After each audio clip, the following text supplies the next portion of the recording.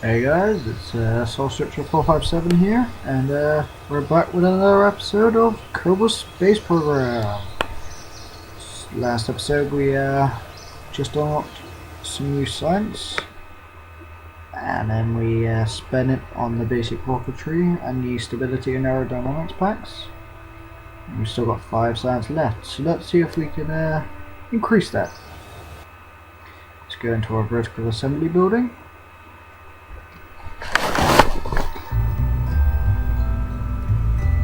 I've been in contact with a couple of friends recently who have been helping me with different things, and I've got another video coming up very shortly of a showcase of a modded part that one of my friends custom made for me, just to show you the sort of thing you could do, and I'll put a link to his channel in the description of that video.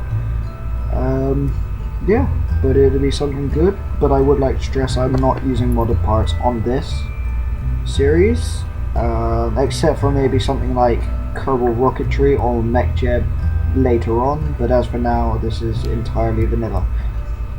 I will show you on said video because it will be on a different save and it's only saved to one save. So start off where we left off with our Kerbal Low Orbit Science Mark II. So we didn't get any science of these goo containers because when we came down last time there was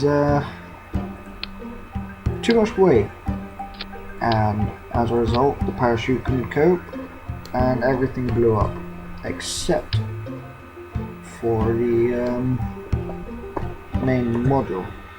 So here's what we're going to do. We're going to add some winglets to this, make it a little more aerodynamic. I'm going to make this one the Mark III.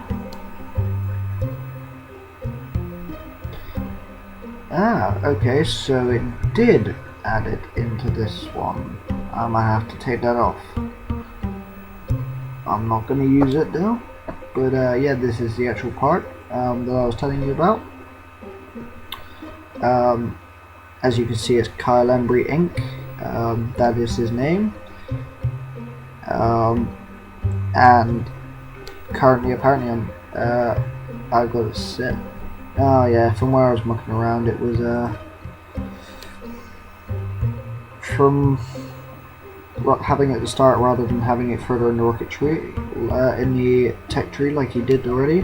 But this is what it does. He's increased the values. He's made it extremely overpowered just to show me what he could do. But like I said, I will not be using it, and you can completely watch me constantly so you know that's the case. Okay, I'll tell you what, why don't we use a couple of these solid rocket boosters, but we don't want to just chuck them on here, that could be rather hazardous. So we'll throw a couple of these on, and we'll have to sort out the staging, of course. Okay, so we want those 4 rocket boosters firing at the same time as the main engine. So let's have you down there. Definitely in a different one of its own. I'll have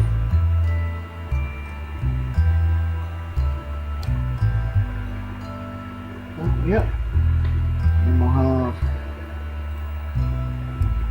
actually we want to probably have that in the same place. We want it really to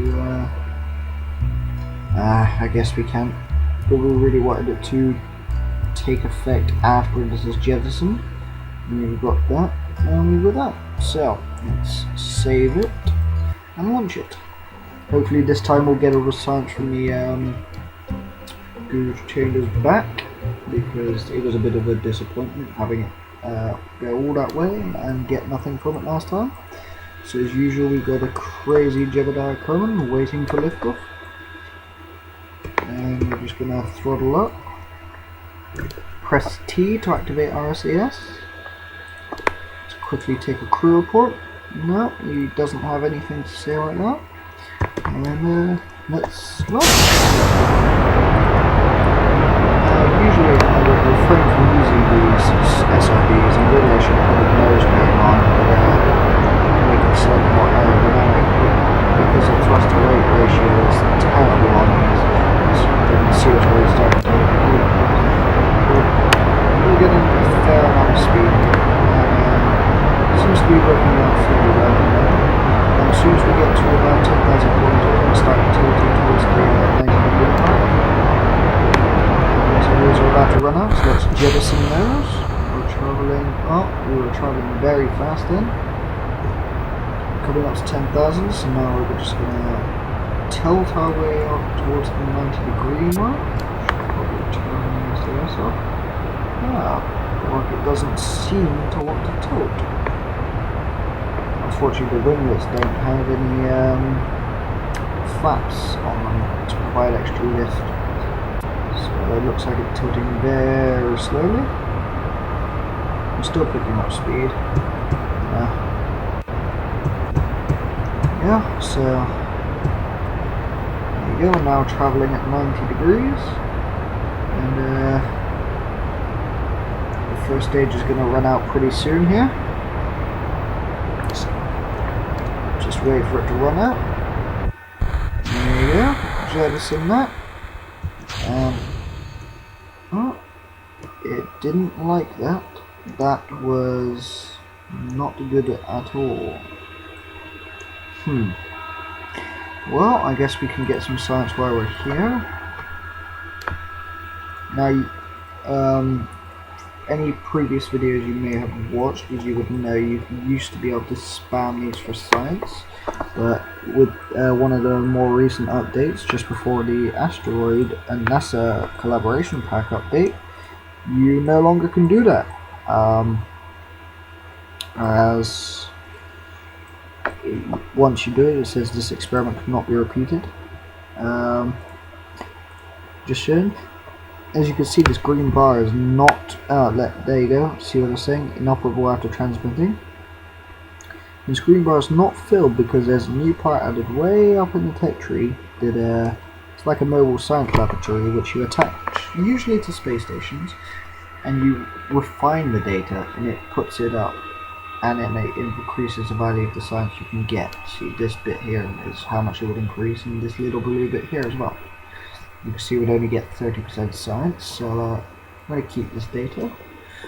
And since we're not actually going to be able to do anything, we're going to want to point retrograde on the marker, ready for when we make our way back into the atmosphere. So let's turn our time warp up. I'm going to try and follow the retrograde marker as close as possible.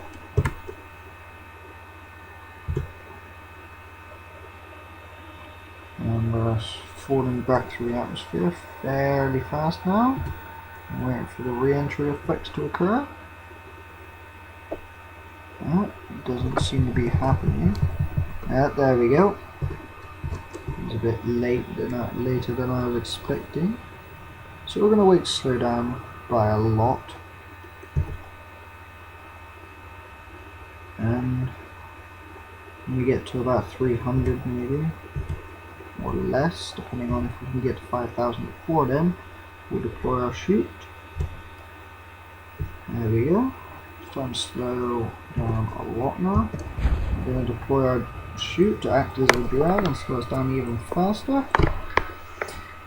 Now, while we may not have got into orbit because of, I must admit, a stupid mistake on my part with the staging, we at least managed to get enough science to unlock another thing in the tech tree.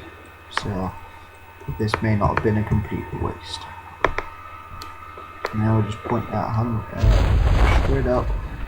The chute opens. You hear all the parts around us exploding. Yeah, there's some debris over there. And then we'll begin a slow cruise down to the water. So I'm sorry this didn't work out, guys. That was kind of my fault, I'll give you that. But I'll sort out the staging. and then we can restart. Moon high in the sky as always, and Jebediah, maybe not glad, but that. Up, and look. The containers didn't make it back. We've definitely got to do something about that.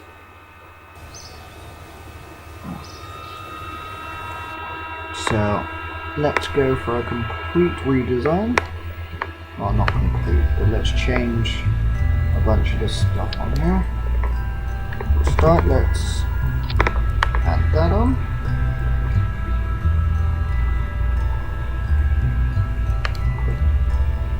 That there.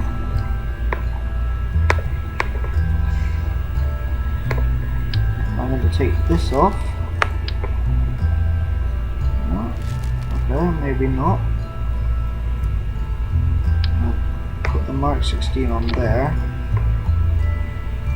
I'm going to add on another 2 to balance it. Just... no, I can't even add them onto the side. That's not very useful. So we're going to have to lose even more weight.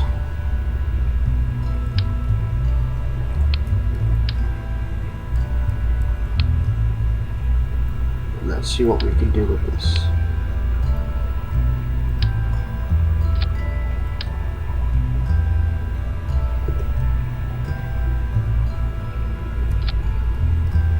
Now let's add this onto the bottom. There really is then no point for this decoupler. Alright, okay, so let's check the staging. We've got the main engine and the 4 solid rocket boosters, and then the separation of that and the first stage. And you've got the next stage firing, and the separation of that, and finally the parachute.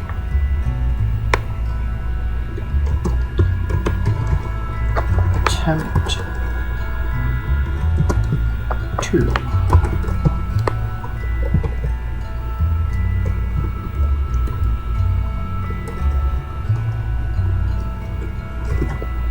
Okay, so let's save that and try launching it again.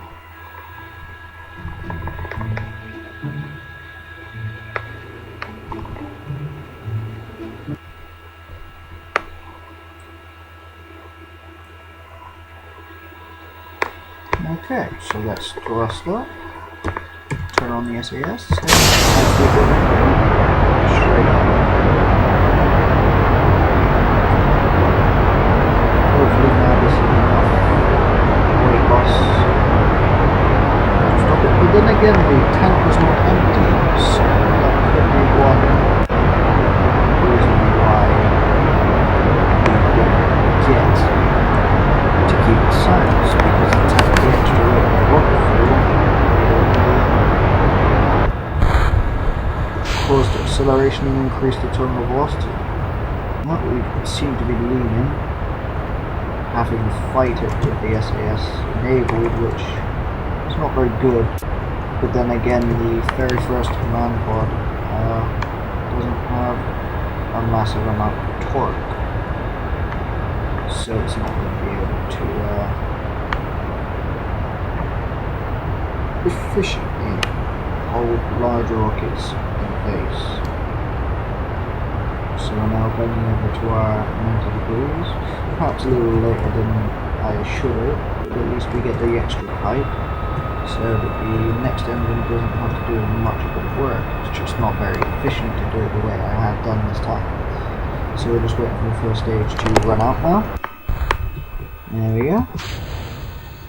And there you go, set the next engine, which is using fuel a lot faster, admittedly, but at the same time it's propelling us up into orbit. So actually while it's here, I'm gonna transfer the oxidizer and the fuel over from the small tank, save on mass. While it propels us up into orbit, see if we can make enough delta V to put us into at least an orbit of some kind. Doesn't matter if it goes back into the atmosphere. Just... Yep, there we go, we are currently in orbit. I'm gonna burn a little bit here.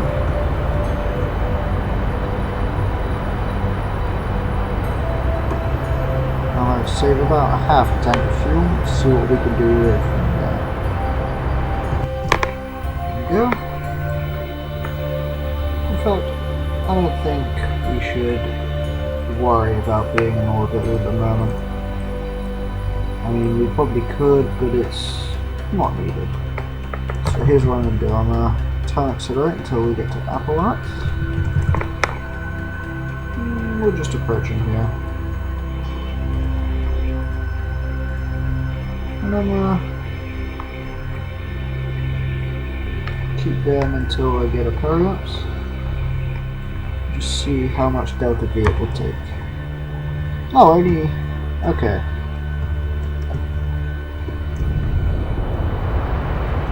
That is not much, so I will actually take this up into orbit. While it's not the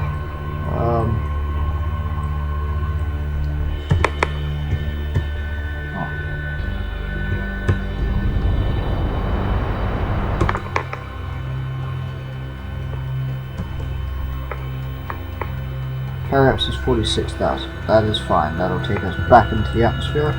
It gives us plenty of time to get as much science as we can. So let's get all the science we can while we are up in space. Let's take a crew report from Jeb. While we cannot get anything from him, any science-wise, at least it says it seems we're very much in space now. The sky seems to be mostly below us. Right you are, Jeb. So here's what you're going to do. You're going to come out. You're going to go on an EVA. We're going to take an EVA report from you, just above Kerbin Shores, and we're just going to get you boarded.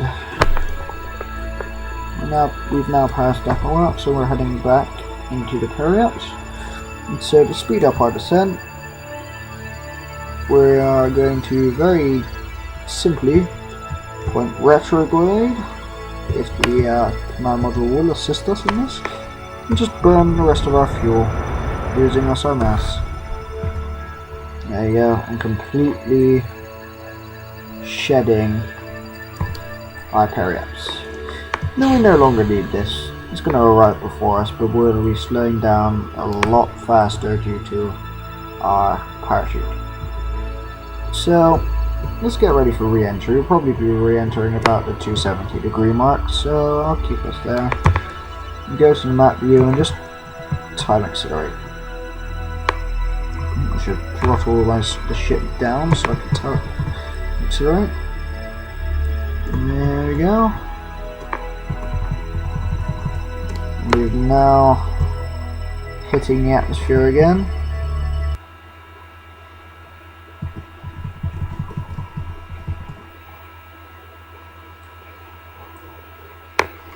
And we could only time warp to about 4 times now. Music did stop abruptly, and I admit that was rather surprising for me. But at the same time, we did leave orbit, and we're traveling so fast at the moment that this could be extremely problematic. Perhaps I should have kept some fuel to do a deceleration burn.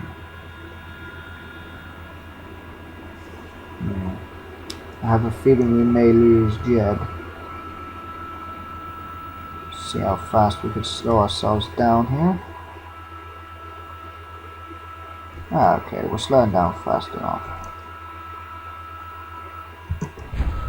I'll just deploy the droid chute now. Hopefully it slows down enough so it doesn't pull it off.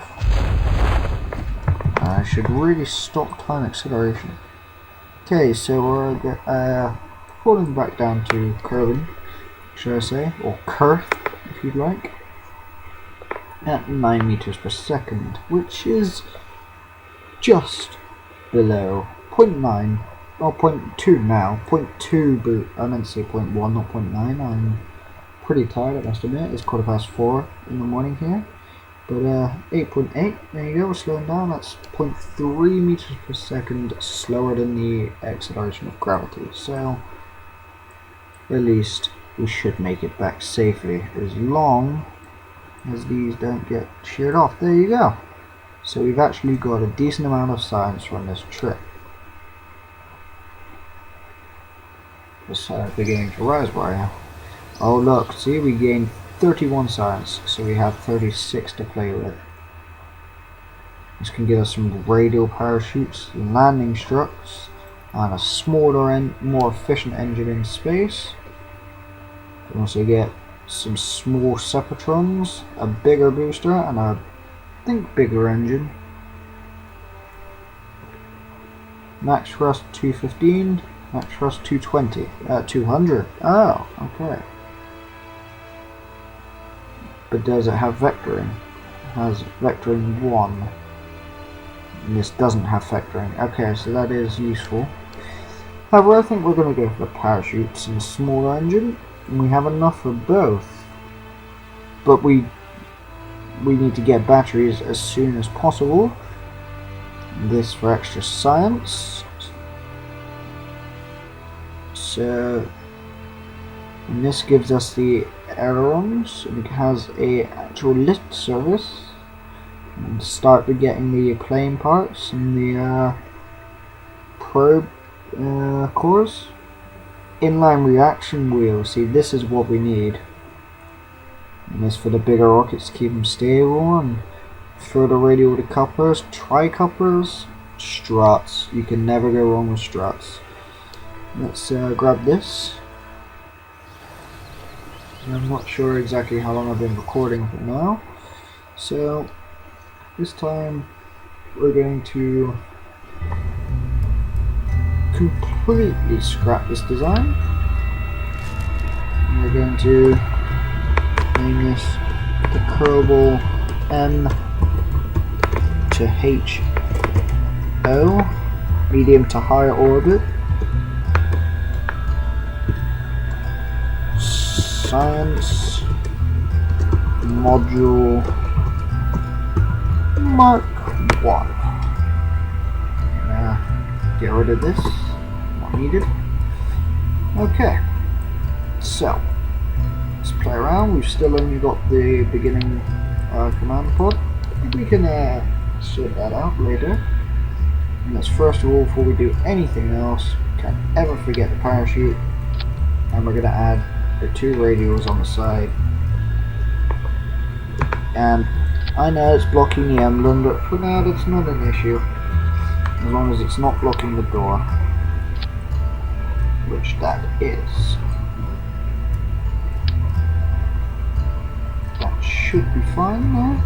But I'll tell you what actually might work better is if we put them there. Okay? Even landing struts could be very useful to us. So, let's put something at least which to have land. There you go. And we can add on top of that our mystery glue containers. I'll tell you what, let's be crazy. Let's go for 8. We need to get as much science from this as possible. The extra weight will be carried by the parachute. That's not an issue. What we will have is we'll have a decoupler there. And we're going to have, I think, that is the next stage.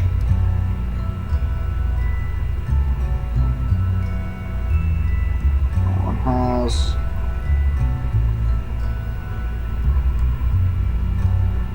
does have vectoring, but at the same time, this one is less mass on the high end, but this is meant for orbit use. So let's put the lower thrust but much more efficient engine, and we will then again add yet another coupler. Now we want to make the very first stage. The stage is going to carry us up into orbit. 4 large tanks.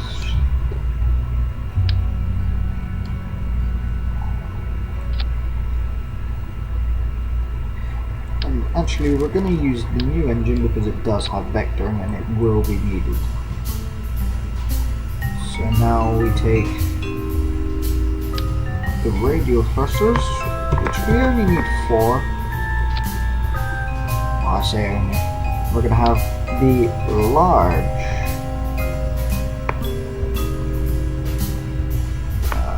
solid rocket boosters. We'll have it down to the same thing, same height. Now we need to work on our aerodynamics a bit. So we'll add 4 of these. I want the winglets, they will be very useful. We're going to take some onto the SRBs. They just make it look more efficient, like so. Going to raise them up so the engines, the throttle of the SRBs don't actually destroy them. Just turn that onto a circular slot. Back to angle. I guess that's the best we're going to get. Now let's sort out the stages. The main engine to fire. We'll have these separate, and then that first stage will separate. The next engine will fire, and this will separate. So this is now ready to go. Unfortunately there guys, we have run out of time, so I will launch that first thing next episode. If you guys would like to see any other games, I do have many other ones we could use. I have Arma 2 and Arma 3. I have various other games such as Daisy Standalone, Space Engineers, anything like that. You guys let me know, hit me up in the comments and I'll tell you what I've got and whether I want them, whether I'll record it for you. And I should have the mod showcase out very soon. Thanks guys, it's been your boy Soul Searcher 457 here, and as always, fly safe. But I wouldn't recommend flying at all if you're not trained. Bye guys.